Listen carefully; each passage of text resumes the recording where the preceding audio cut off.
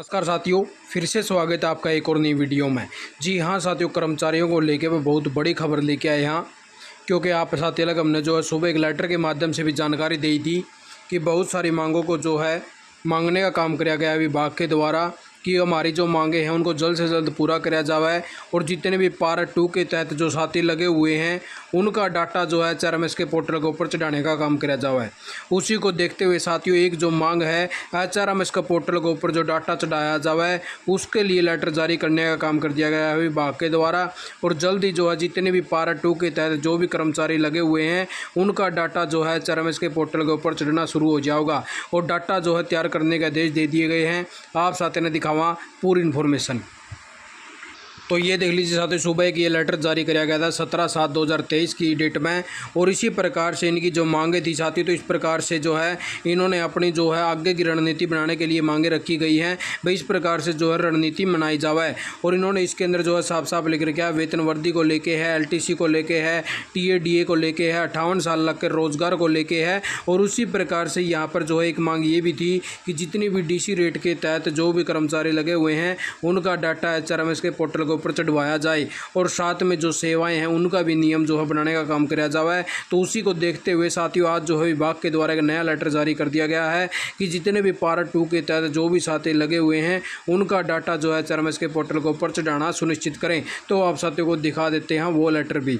तो ये देख लीजिए साथियों, ये वाला नया लेटर है जो 17/7/2023 की डेट में लिखने का काम कर दिया गया है और इसके अंदर बाकायदा साफ साफ लिख दिया गया है regarding entering of the detail of employ engaged under outsourcing policy part 2, यानी कि जितने भी पार्ट 2 के तहत जो भी साथी लगे हुए हैं तो उनका डाटा जो है HRMS management system application HRMS के ऊपर जो है चढ़ाने का काम किया जाए। उसी को देखते हुए देख लीजिए साथियों जो भी मांगे थी उस प्रकार से जो है ये जो है मानने का काम करना शुरू कर दिया विभागों के द्वारा। और जल्द ही जो आपकी और ये मांगे हैं भाई सैलरी बढ़ोतरी को लेके है, 58 साल के रोजगार है, LTC है, TADA है और जो आपका व्हीकल भत्ता है। तो इस प्रकार से बहुत सारी मांगे रखी गई हैं। मेडिकल पॉलिसी को लेके रखी गई हैं, ट्रांसफ़र पॉलिसी को लेके गई हैं। वह गरज जिले के अंदर जो है साथियों को नौकरी देने का काम किया जाए क्योंकि हरियाणा कौशल निगम के द्वारा जो है बहुत ज़्यादा दूर दूर स्टेशन अलॉट करे गए हैं जिससे साथी बहुत ज़्यादा परेशान है। इतनी थोड़ी सैलरी के अंदर जो है साथी इतनी दूर दूर जो है अपनी जॉब कर रहे हैं